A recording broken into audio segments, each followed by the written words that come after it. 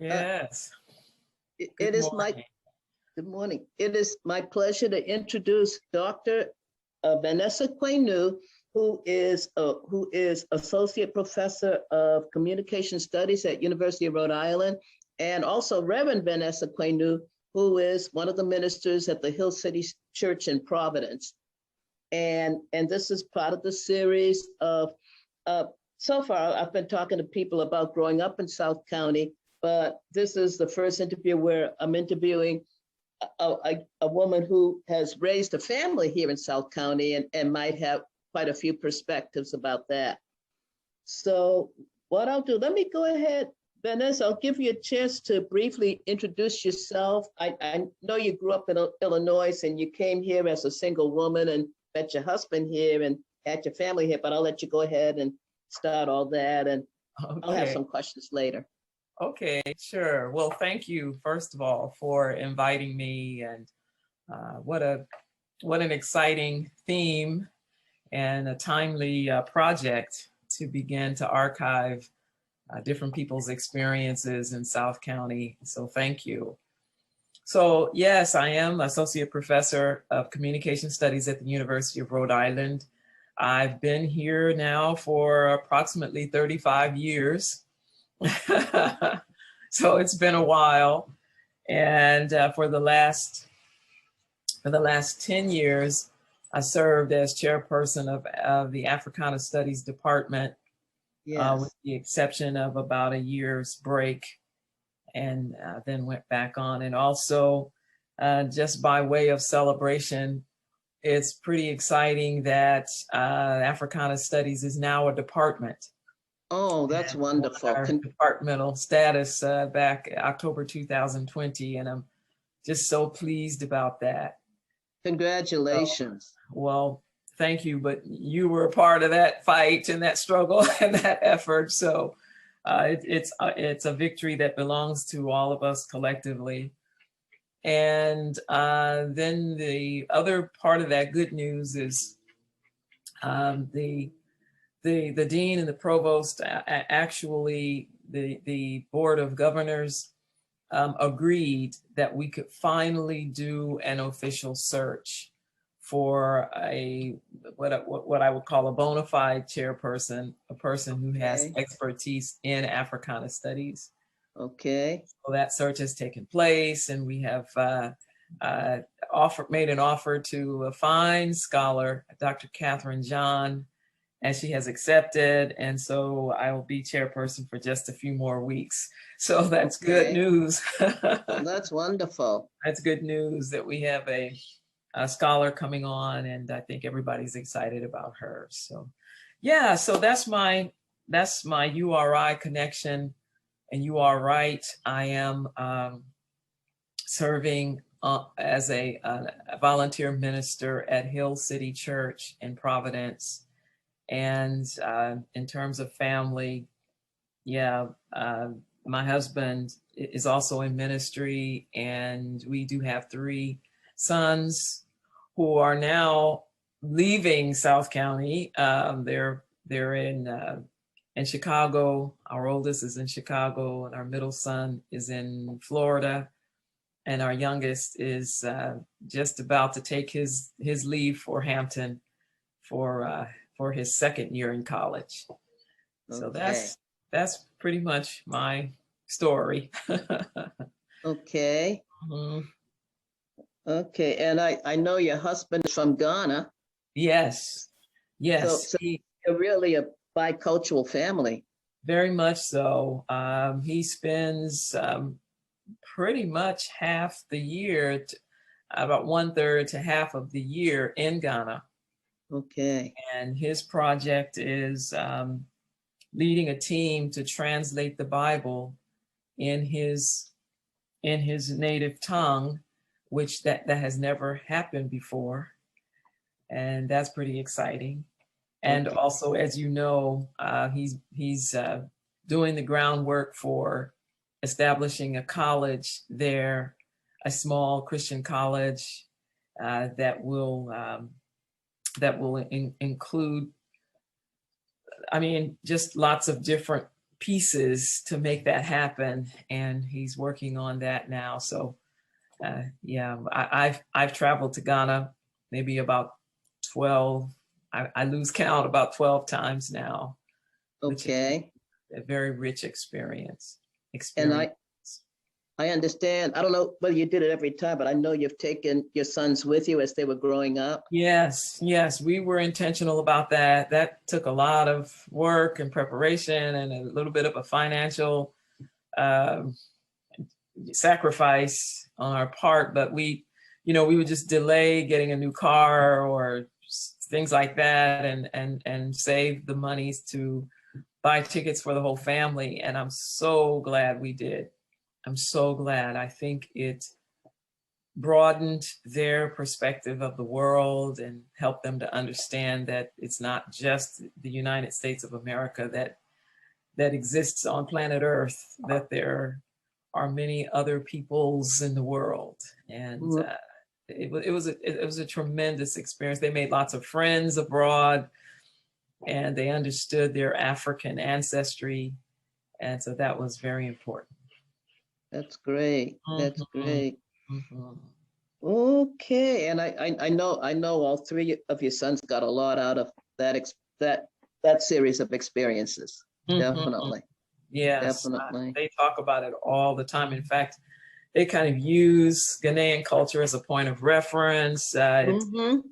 It's a part of their humor. It's a part of their narratives.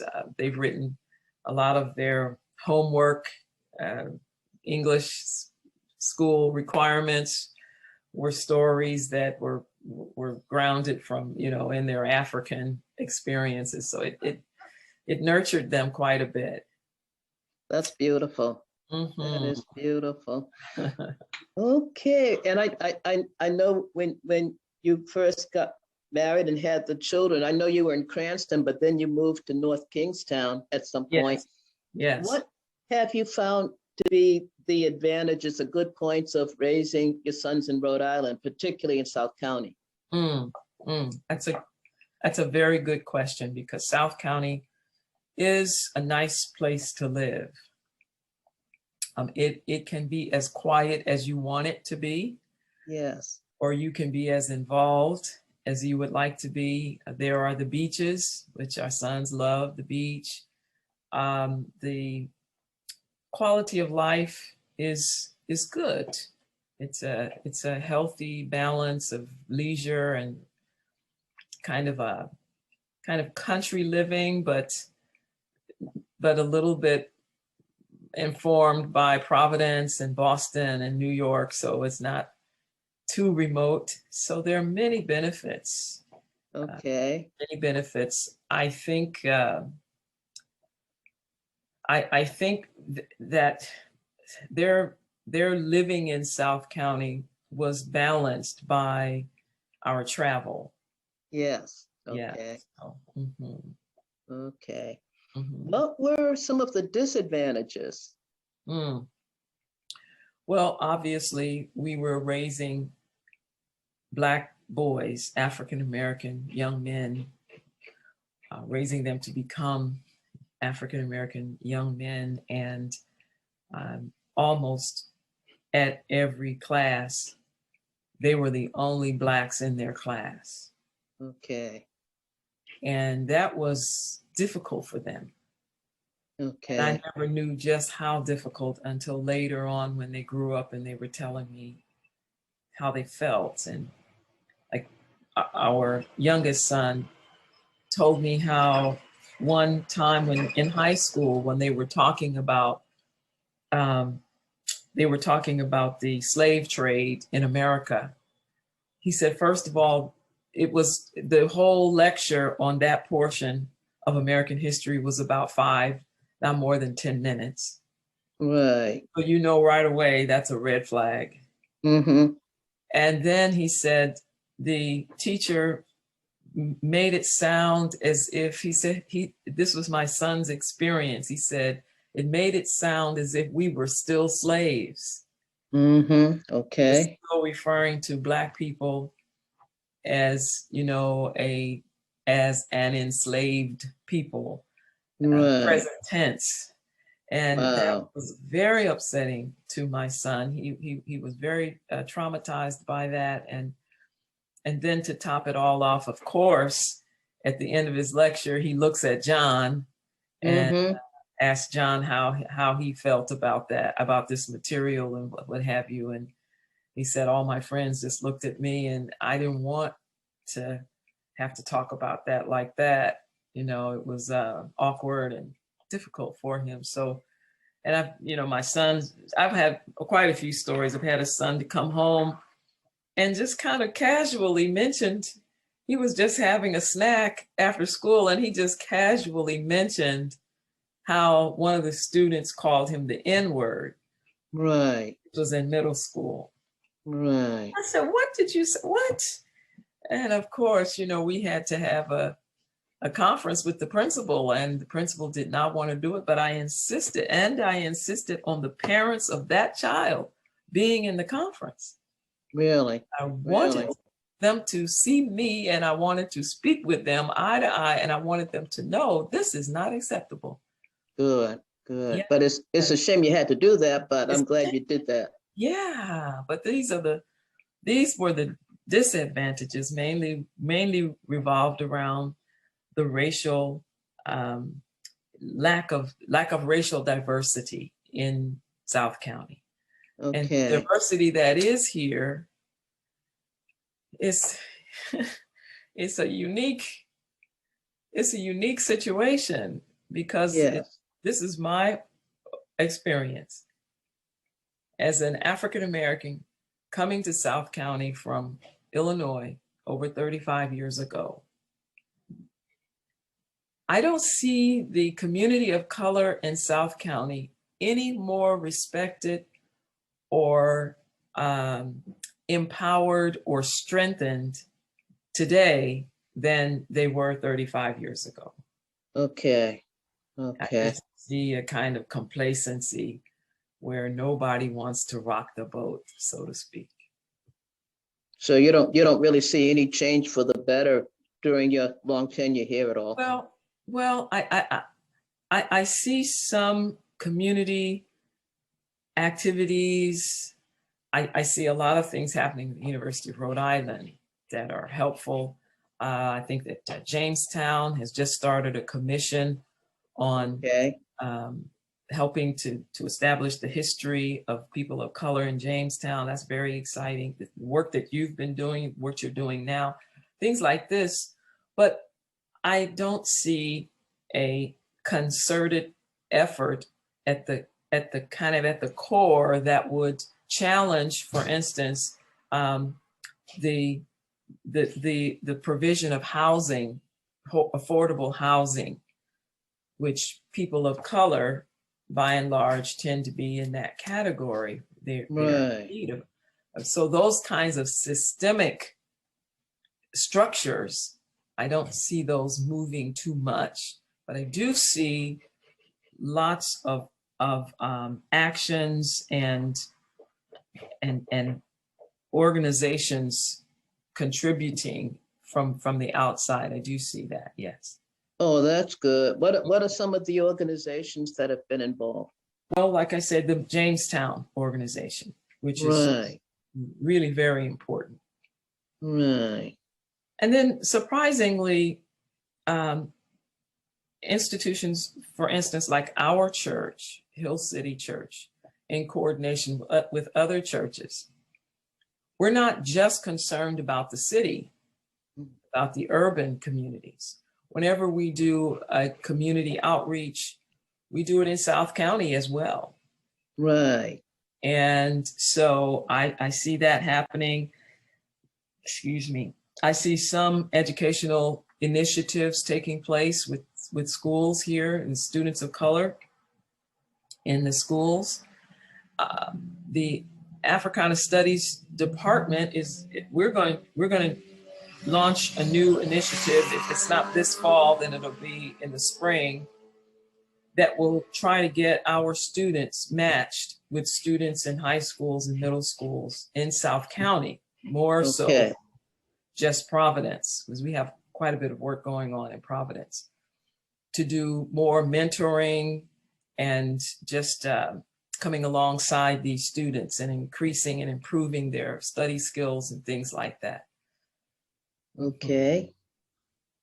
Okay, so sounds good. At least some promising developments. Some And it's development.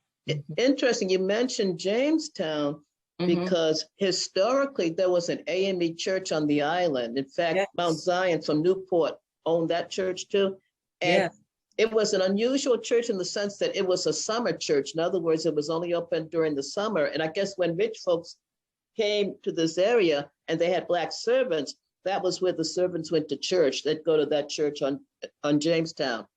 And the church eventually folded. And then unfortunately, I think it's been moved and turned into a house. So that bit of history is gone, but at least there is a history of that. And I know of one really mixed race family. The husband is Black, the wife is African-American. And they've raised their children. They live on the island. I don't know of anybody else of color who lives there now, even though there may be. Okay. But that's a little bit I know about Jamestown. Well, that's very interesting that you brought that up, because one of the reasons why the commissioner called me was because of my background in faith communities. Yes. And she wanted to know how much I knew about that church and about that history. And I said, well, I don't know a whole lot. I just happen to know a little bit, but it never occurred to me to call you. I should have thought, oh, Donna would know.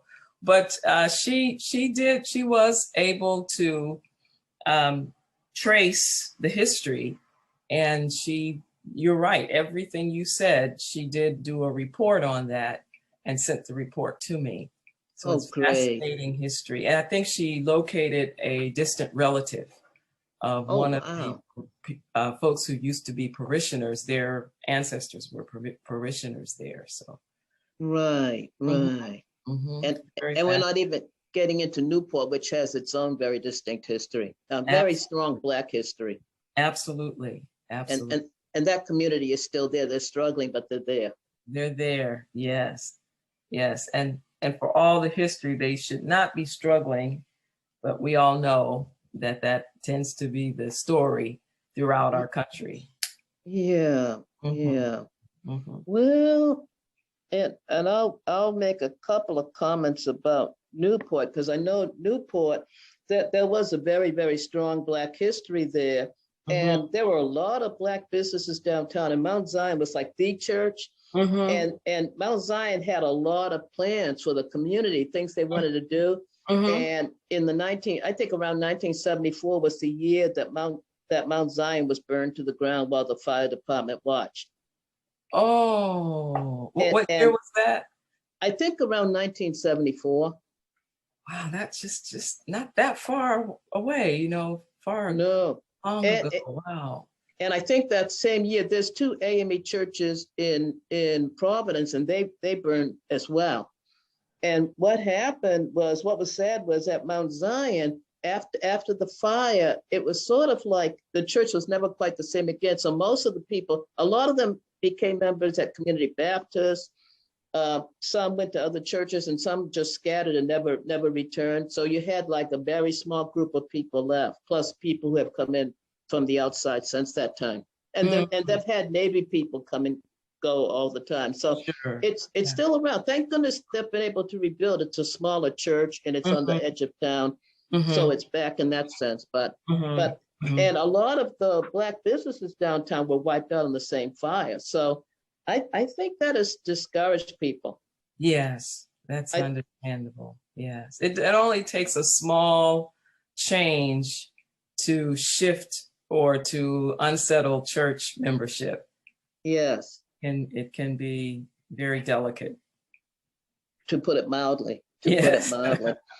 So all of that happened. But one thing I will say about Newport, they still have, Community Baptist is the major church. Mount Zion is still there. There's several other churches. They have the Martin Luther King Center is active, and they serve the community in general. And it's like they have, and they have a Martin Luther King Day that you wouldn't see anywhere else. That is just incredible. They spend the whole day celebrating and doing a lot of different things. So Oh, now that you mention it, yes, yes, yes, yes. I'm aware of that. Yes, So there's a lot going on in Newport, which is good to know.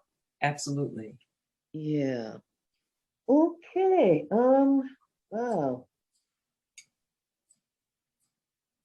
Okay. And your children, I know, yeah, your oldest son is in Chicago, second son is in Florida, and your youngest son is at Hampton. So Yes, so they're all grown up and they've yes, moved on. yes, yes. They're all doing their life's work. Both our two oldest sons are in ministry. Um, as I say, Timothy, our oldest, is serving as a pastor at a rather historic church, Mm-hmm. Covenant Faith Church of God in South Side of Chicago, right in the heart of the community, which is Okay. what he likes, and he always wanted that. And also his wife, she's from the suburbs of Chicago, Okay. so her folks are in that area, so that's good for them. And our middle son is at, again, a rather I don't know if I would say historic, but one of the kind of older mainline churches of the Church of God, and that's Solid Rock Community Church, which Okay. tends to be a mainstay largely of the Caribbean community there. Okay. And Wow. he's really having a fascinating time with the, uh, the part of the diaspora that comes from the Caribbean, and he's enjoying that tremendously. And then, as I say, John, our youngest son, we all were connected to URI. I didn't go to URI, but my husband and other two sons did. So we just assumed he would go to URI. And Right. he just announced one day he really wanted to go to an HBCU. And we said, well, wow. Historically Black college and Yeah, university. Yeah. yeah, yes. Hey, we support you. Of course, we'll support you in that. And he applied to several, and he chose Hampton, which I'm very glad about that. That's a good choice. I think Definitely. I think so. Definitely. They Can, spent their can, first year online, yeah, because I'm not oh surprised. yeah, but he'll be there now. He's going there. So Okay. And I know you did a lot of outreach in the community with your children. I know both in Africa and yes. here in Rhode Island. What was some Yes. of this outreach like?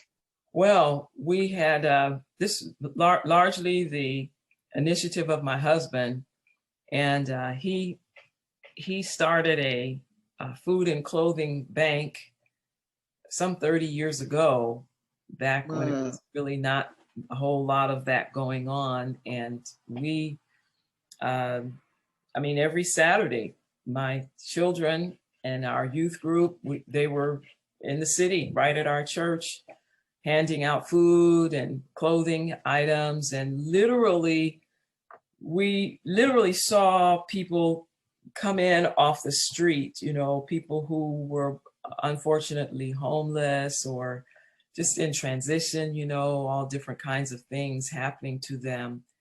And our sons and many young people were able to not just see themselves or see us as people who gave to them, but to see them as people.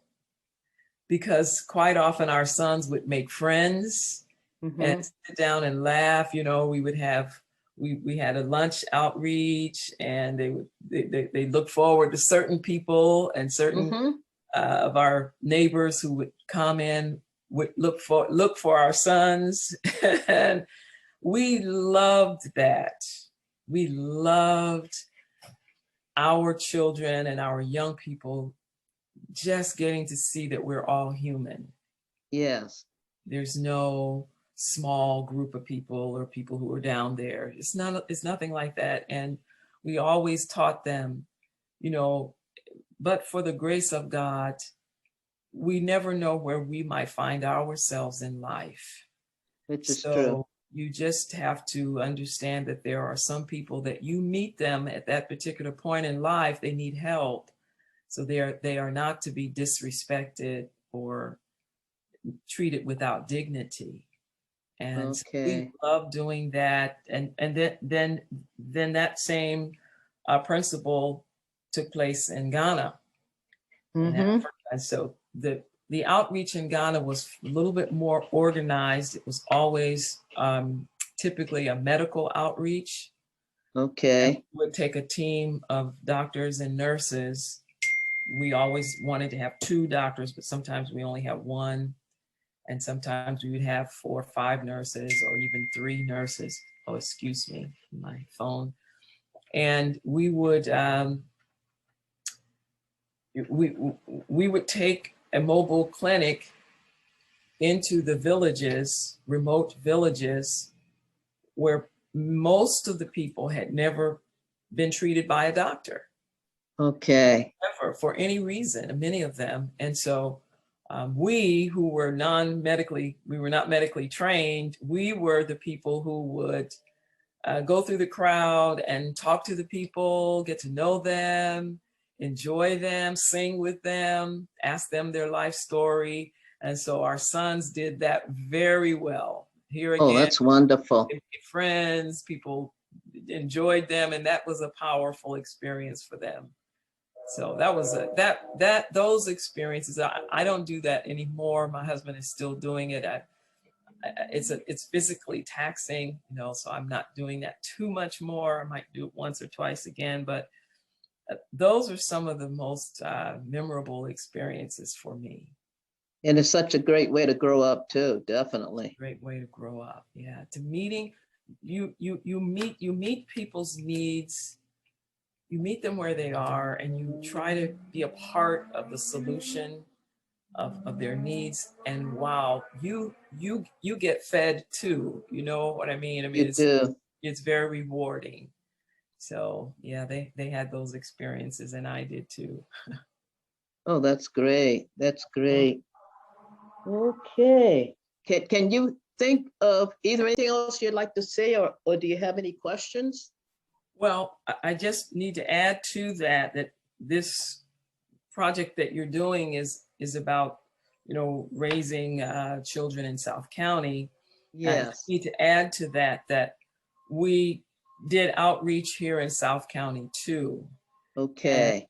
a lot of the time that revolved around sports. Okay. As sports, that's big here in South County. And so our sons were always involved in soccer, basketball, largely basketball, Right. track.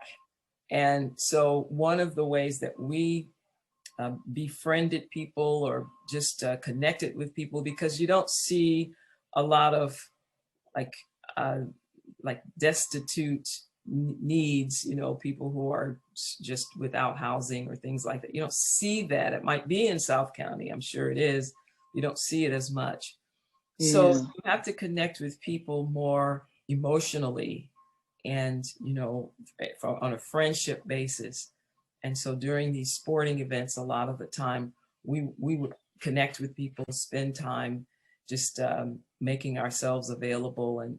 And that has been a very rich experience. And our church would host outreaches and have them here in South County too. And that was Okay. very meaningful. We had very meaningful times here. So one other thing, and I had forgotten about it, and then it came back. Mhm. I understand your husband also started a ministry on campus. Oh, yes. Yes. That was, and it's still going. That was Good. wonderful. Sankofa Okay. student ministry, which Sankofa is a word that has rich meaning, but at its root, you could say it means redeem.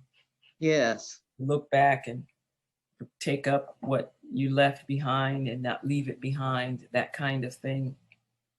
Looking And back and looking forward at the same time. looking back and looking forward at the same time. That's right. That's right. And my husband started that ministry, and then our oldest son, Tim, was the campus pastor for that ministry while he was here, and then he graduated, and then Matthew took it up, and he was the campus pastor. And wow, we had, I mean, hundreds of students flocking to that ministry. We had open house at our home once a year. We could only afford it once a year because we'd say, okay, we'll provide the pizza for as long as you guys come. Wow. They came. Okay. So we'd have, 20, 30 pizzas, and they're still coming. But that was very important ministry, because we were kind of like a home away from home. Even though home is Providence. Right. Still, students need to know that there are people here in South County who care about them. Right, that's so important. Mm-hmm. That's so important. Now, Sankofa, they met at the Multicultural Center on campus? Or yes, they did. On Sunday nights? Sunday nights, and then Tuesdays after a few years, it turned to Tuesdays, because Sunday night we learned was big with their studies. Right. We're finishing papers and things like that. So then we turned to Tuesday night, and then we started a early Sunday morning service. I think it was 8 a.m. or something like that, which students attended. Great. Mm-hmm. Mm-hmm. And the students you had, I'm sure some were African American. Did you have a lot of African students and students from the Caribbean? Yes. And elsewhere? Yes, primarily African and Caribbean and Hispanic, Latino, Latinx students. Mm-hmm. Okay. Yeah. And I know this was quite a while ago, but you and your husband had planted a church in Providence, and you had a membership that was pretty diverse too, right? Yes, indeed. Yes, indeed. That church has kind of become one with Hill City. Okay. So now it's just the one congregation there, but yes, we did. Yeah. Great. At heart, he's a church planter. That's what he loves to do. Okay. Mm-hmm. Okay. Can you think of anything else, or do you have questions about anything? No, I just thank you for inviting me to share, and I'm looking forward to handing over the administrative duties to someone else, and now maybe I can turn my attention a little more to my own research, which is looking at African American rhetoric and faith communities and things like that. So I'm looking forward to that. Oh, that's great. That's great. Okay. Oh, and before I leave you, and that this just popped into my mind too. And I know you've been back and forth to Ghana, and there's like a slave castle, and you did a performance there. Yes. Elmina Castle. Elmina is a small town outside of Cape Coast, and Cape Coast and Elmina were two major slave fortresses, or places where Africans were collected and housed right on the ocean edge, waiting to be shipped to the Americas, to the Caribbean, to Europe. And so we had an opportunity to take students on study abroad there about 3 or 4 times. And the fourth time we went, I had written a piece called "Cry Elmina."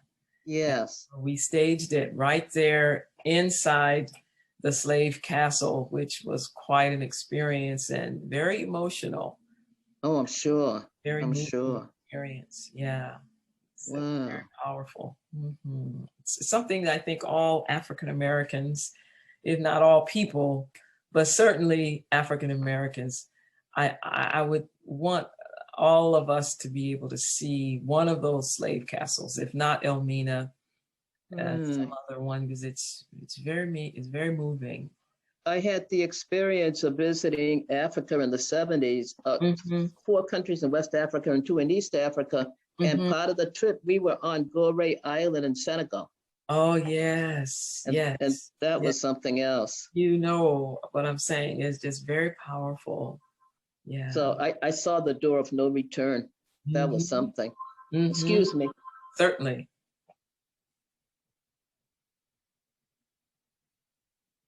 But that was quite an experience. Yeah, Anyway, I want to thank you so much for granting us this interview. you're very welcome. It's my pleasure. Okay. All And right. and good luck. I hope things go well with the department, but it sounds promising. I'm glad that it became a department. Thank you. I think our better days are ahead. Good, good. Okay, Okay. well, thank you very much. Bye-bye to both of you. Bye. Have a good rest of the summer. Oh, and you do the same. And say Okay, hi to the family. will do.